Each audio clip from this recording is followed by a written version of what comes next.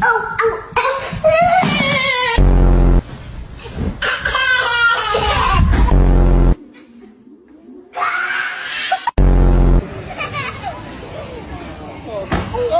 shit!